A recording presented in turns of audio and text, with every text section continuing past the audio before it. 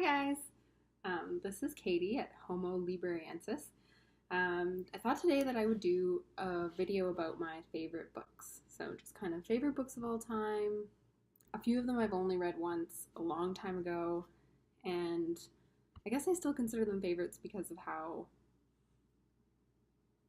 much I think about them and how emotionally impacted I was from that book. Here goes. So the first one is pretty commonly, I don't know if it's seen a lot on Booktube because it came out years before Booktube was really popular or maybe even existed. But the first one is The Time Traveler's Wife. So this was published way back in 2003, which is probably why I remember reading this in my undergrad, because that's about the time that I started my undergraduate degree. For those of you who don't know, it's a love story with a time-traveling twist. Kind of when did they actually meet, how did they actually meet, etc., etc. This is one of the ones that I've only read one time, and one that I'm also afraid won't really hold up. So these days I almost never read anything kind of romancy, but at the time I was interested, everyone was reading it, so I picked it up, and I know I read it before the movie came out, and I don't know, I loved it. I can't even give you particularly good reasons.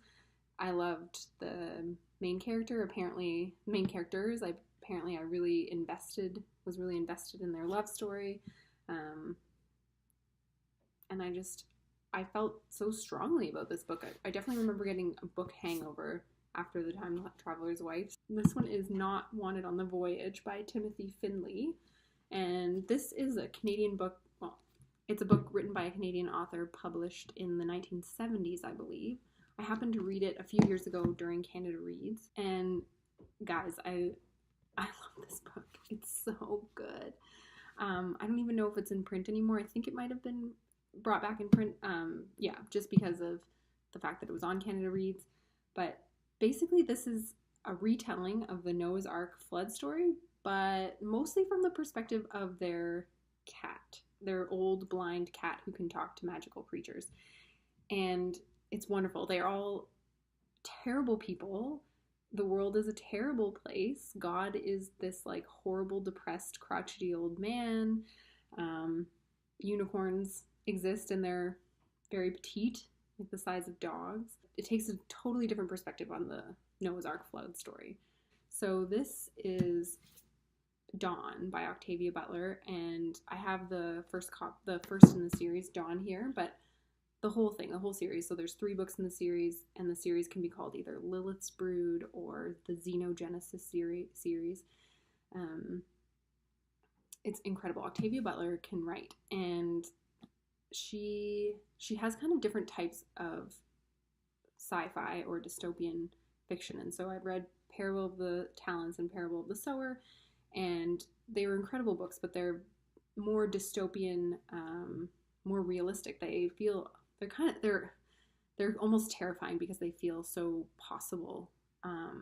But this book is it's so sci-fi. It's so spaceships and aliens, but just the themes that she talks about in here, like gender and race and leadership and what it means to be human. The idea is that Lilith, the main character, wakes up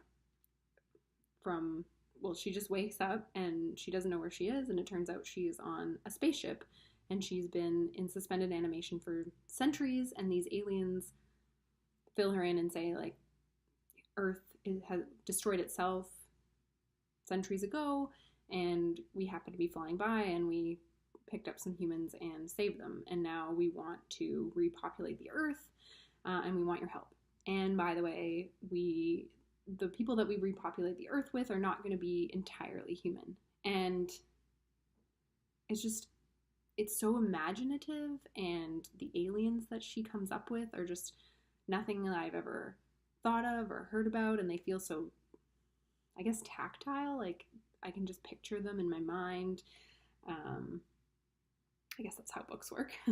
One of the great things about Octavia Butler's books is her protagonists are always strong Black women, and that's definitely not something that's seen that often in sci-fi, so I definitely recommend this book.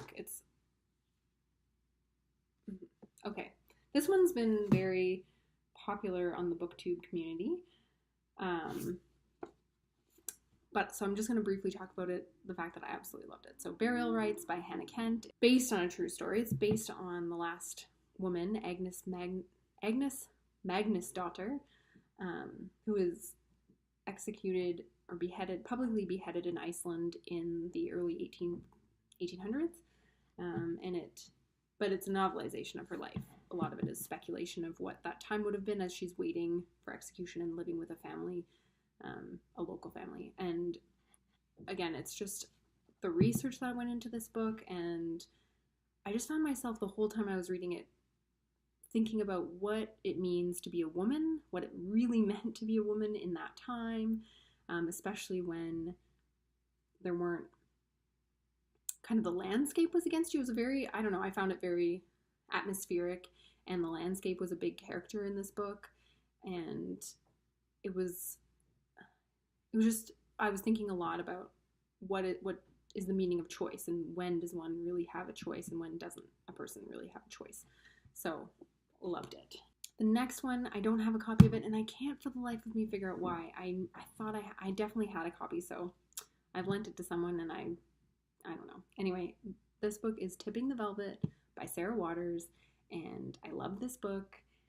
So this book is a novel that follows Nan King from the time when she's a young girl working as an oyster girl in England in the late 1800s, and then to her time working in a music hall alongside this music hall star Kitty Butler, and sort of the affair that affair is the word that they use on the book, but that they develop.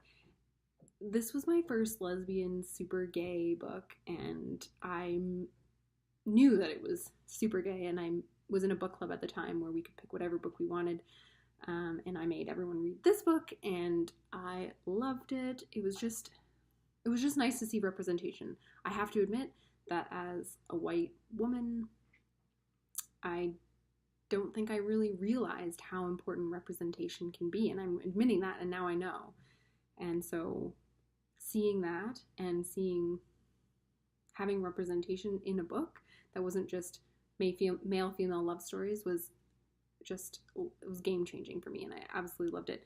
And there's a scene in the book that always sticks with me, and it was kind of when I was just coming to terms with my sexuality, and it's about activities. And without getting too explicit, they describe something that I had no idea could happen.